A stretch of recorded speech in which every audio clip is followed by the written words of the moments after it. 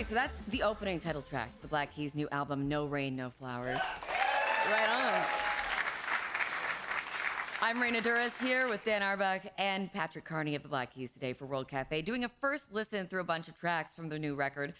Dan, the title to that song came first, right? That you had it written in your phone, I think. Why was that a phrase that resonated with you? No rain, no flowers. Well, I made a record a long time ago with Raina Douris called Ultraviolence, and she'd written most of the songs with a guy named Rick Knoll, and I'd always wanted to like figure out more about this guy. I love those songs so much, and we were talking about the new album and who to maybe collaborate with, and his name came up, and so we reached out to him. He's an LA-based guy. And he said, you know what? It just so happens I'm going to be in Nashville next week for the first time ever. And I've got some free time. And so we booked a session over at the studio, and we wrote that song first day.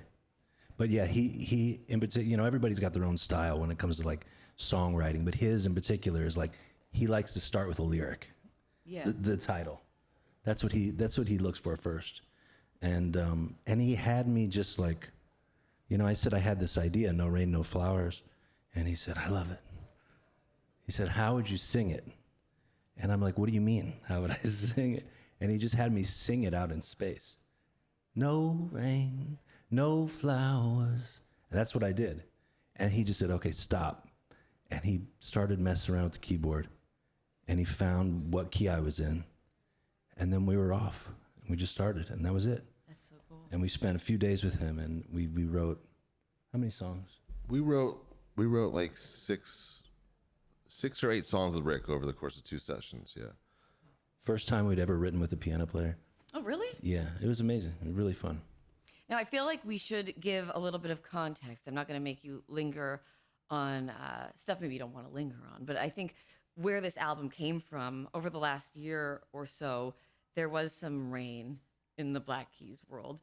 Could we talk about that a little bit? Sure. You released an album last year called Ohio Players. Mm-hmm. You never got to really tour it. Could you give us the kind of quick story about what happened? Yeah, the quick story is that we spent a year making an album, collaborating with, you know, Beck a lot, Noel Gallagher, and essentially the people we were working with, our management had a plan for touring, and we everything seemed to be fine. We went off to Europe to do like a 3-week tour, and that's when the plan was kind of being proposed to us. It was like, you know, we went there for 3 weeks, but there were only 9 shows given to us, and it was just like, this doesn't make any sense really financially.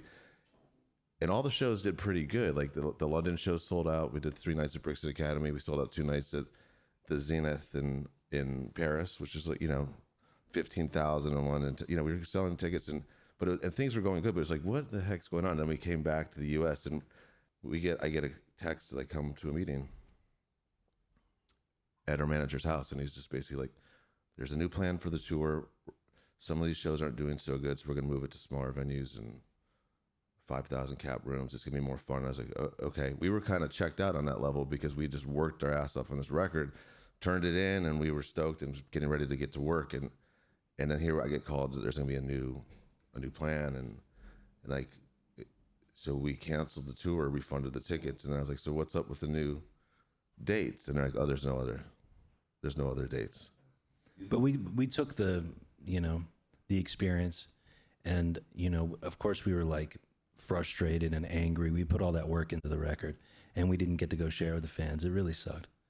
But what we did was we went right back in the studio, and we started to work, and we took that kind of like the pain and the anger and the frustration, and we focused it towards the music. Yeah. And we made a new album. I'll quickly reintroduce you. If you're just joining us, I'm talking to the Black Keys on World Cafe. So you get back to the studio, and it feels good. We're going to get into our second track. And I think this one came together really quickly. It's called The Night Before. Could you tell us about writing this one? Yeah, we wrote it in the studio with a friend of ours, Daniel Tashin, who's a songwriter. He's done a lot of work with Casey Musgraves and a bunch of other people. But we had him in the studio, and like we wrote it in like 20 minutes or something.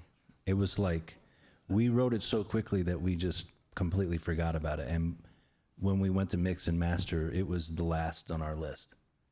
And it wasn't until we played it for our management they were like, "What are you guys doing?" And so it ended up being the first single off the record. Okay, well, let's hear the song. We'll come back. This is the Black Keys, The Night Before on World Cafe.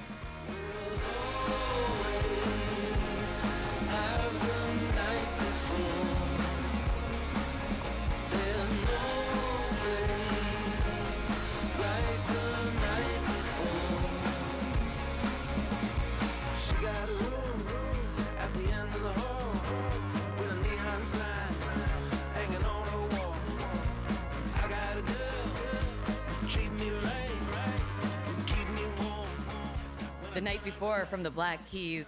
I'm Raina Douris. Oh, I like this. Yes, applaud.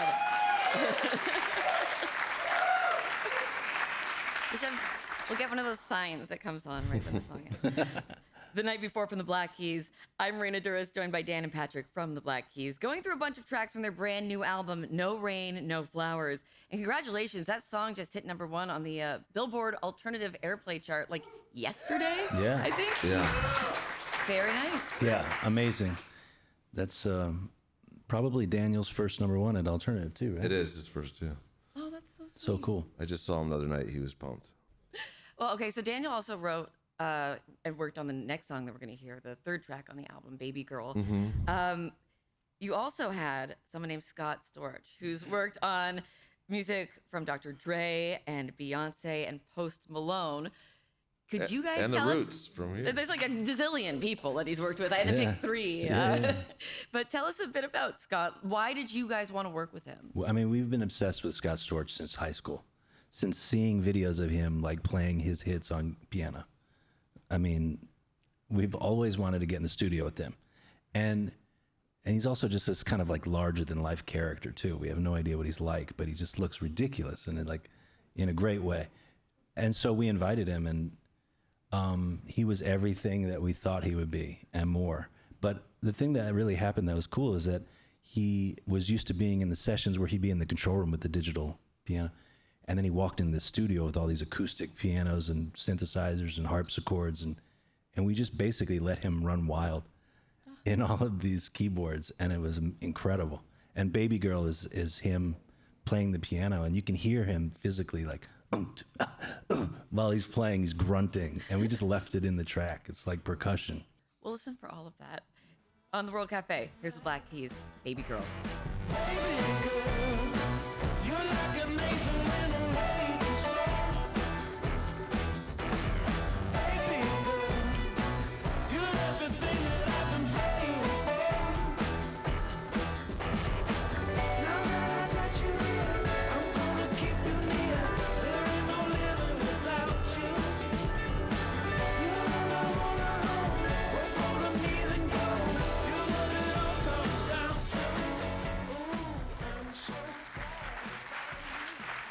On World Cafe, that's Baby Girl by the Black Keys. I'm Raina Douris, joined by Patrick and Dan of the Black Keys. We're taking a first listen through a bunch of songs from their new album, No Rain, No Flowers. So we talked about collaborating with Scott Storch and Daniel Tashian. On your last album, Ohio Players, you collaborated with a whole bunch of people too. Beck, Noel Gallagher, Juicy J. When you bring someone in to work with you, what is the first thing you usually do? Is there a way that this goes down typically? I mean, I think we usually, if we don't know each other, we hang out for a little bit, and then usually listen to some music. Yeah. Typically, or play them something that we're working on and just get into it. That's typically the thing. I mean, Dan and I work pretty quick. Yeah, Noel and Beck, they don't waste any time either. They get all these people. They kind of get right down to it, really. What makes a good collaborator? I mean, some people aren't good at collaborating, but it still works out. You know what I mean? It's like, what it is though is that we pick somebody that we really like and that kind of turns us on musically, and then we run them through our filter, and that's kind of what happens. It's really fun for us to be able to do that. Yeah. I want to talk about another collaboration. This is a non-musical collaboration. You both had cameos in the TV show Righteous Gemstones. Dan, you played a Roman soldier on the set of Uncle Baby Billy's show Teenges. And when I saw you, I was like, wait, I feel like I know who that guy is because it was just out of context. And then I went online and realized that, Pat, you were also in the show in the first episode playing a Civil War soldier. Yeah. But the way they did your hair and like facial hair, I like did not recognize I you didn't at recognize all. myself either. How did that happen? How did you both end up on Righteous Gemstones? Well, I mean, Danny McBride, he used one of our songs, the song Your Touch, was like in a pivotal opening scene to Eastbound and Down. That was, almost 20 years ago. And we've been a huge fan of his since. And we met him back in the day. And my wife, Michelle, and I bought a house in South Carolina on Sullivan's Island, which is where he lives. And so we've kind of been, in touch a little bit. And then he asked if Dan and I would be interested in being on this season. I was like, absolutely. I don't know which one of you wrote the Instagram post about it, but it said, there's no better feeling than having someone like the series creator, Danny McBride, inviting you to be a part of their creative universe. You guys are people who welcome other artists into your creative universe all the time. What's it like becoming part of someone else's? It's incredible what Danny's built. And I mean, he has his production company in an old mall there. I mean, he must employ hundreds of people. It's incredible.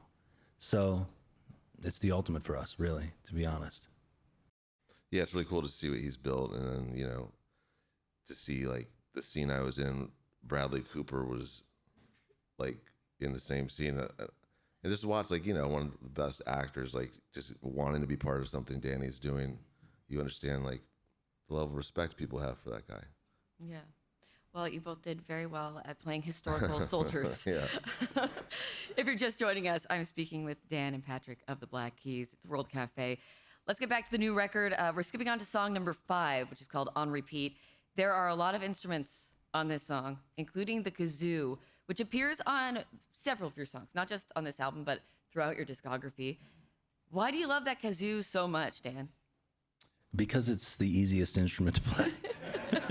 I think like, actually the thing is like we on this record too, we being, I guess, from Akron, we've been like big Devo fans. One of their main instruments was the, mini Moog. And like, I think the kazoo and the mini Moog, they both, you can get this sound that just sounds a little bit like a fuzzed out electric guitar. Yeah. And so like on Baby Girl, like it's bass Moog synth, but we just have like the filter open and it's, and like, I think that we just really like the sound of on everything. We want it on the drums, the vocals, the cymbals. That's So when our you- frequency. When you say putting stuff through the Black Keys filter, it's mostly just... It's just adding this. This is On Repeat, the Black Keys on World Cafe. We were on a ledge, traveling on a back road maze, trying to get away, and we didn't know where to go, and the time was moving slowly, our minds were a mess, we'd been put to the test too long, darkness when you left me, heartache since you've been away, I can't seem to make a change. Tell me why can't I stop thinking about you? I'm thinking about you on repeat. I keep seeing you saying goodbye, and those tears they were clouding my eyes with pain up in my brain. Day after day on repeat.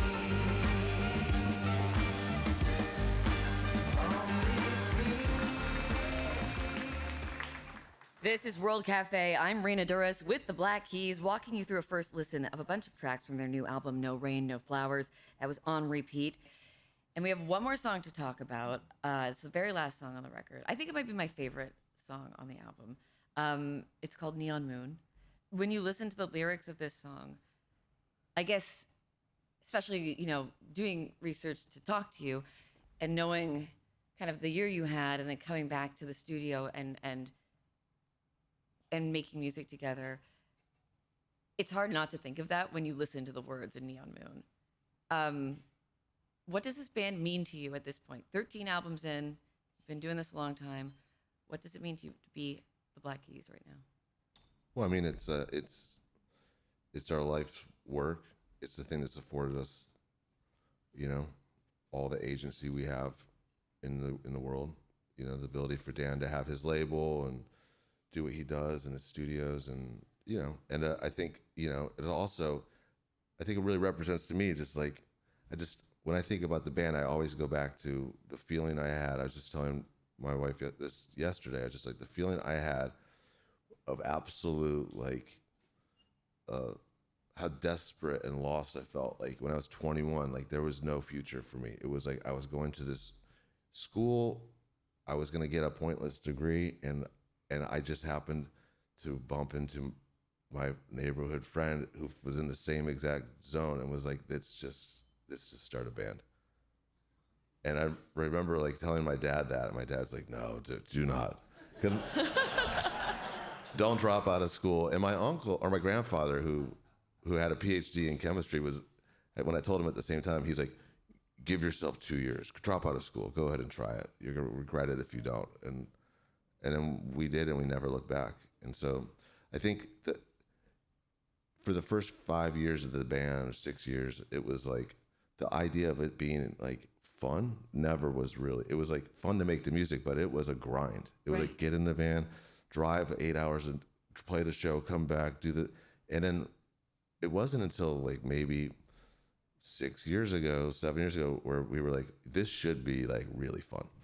It took that long. Like we should make it really, and we realized that like the fun is like, it's been our most productive period of time the last 5 years. We've made like 5 albums in 6 years or something. And Yeah, I mean, it's been the greatest gift, you know, and but it's like a living, breathing thing and relationship, and we have to like constantly work on it, and it changes over the years, and so, you know, like any relationship, you don't know how long it's gonna last, but I'm kind of like, you know, I'm kind of amazed that we're still so engaged after so many years, and still so excited to get together and work, even now. I mean, like we were in the studio all week this week. Are you already You know what working I on mean? a new? Yeah. We have it done.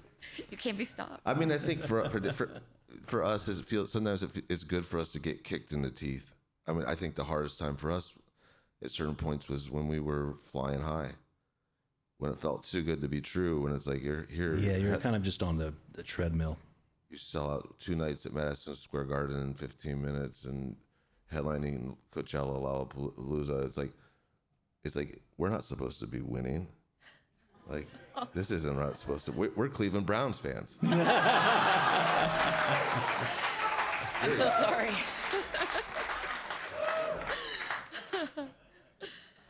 Before we hear Neon Moon, could you guys talk us through it? What should we listen for? What was it like writing this song? We cut this with our friend Leon Michaels and Tommy Brennick, and we were in the studio with Daniel Tashin, and it's one take. It's a first take. Really? Yeah. It was improvisation, really. Yeah. And then we just tightened up the lyrics after. All right, let's check it out. This is Neon Moon, the Black Keys on World Cafe.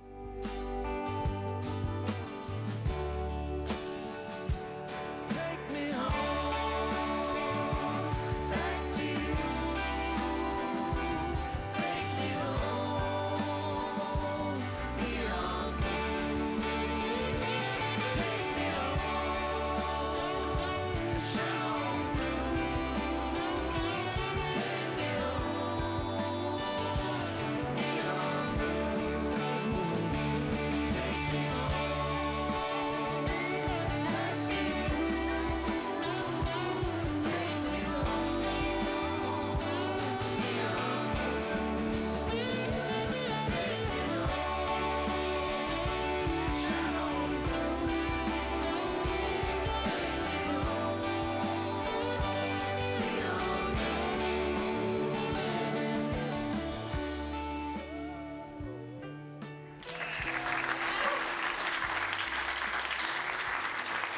You can already see the lighters in the air when you're listening There's to cell this phones song. now. Oh yeah.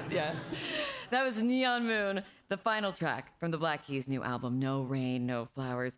Patrick Carney and Dan Arbach of the Black Keys have been here walking us through that album today. Guys, thank you so much for being here. This has Thanks been so for much having fun. us. Thank you for making it easy. Appreciate it. Thank you.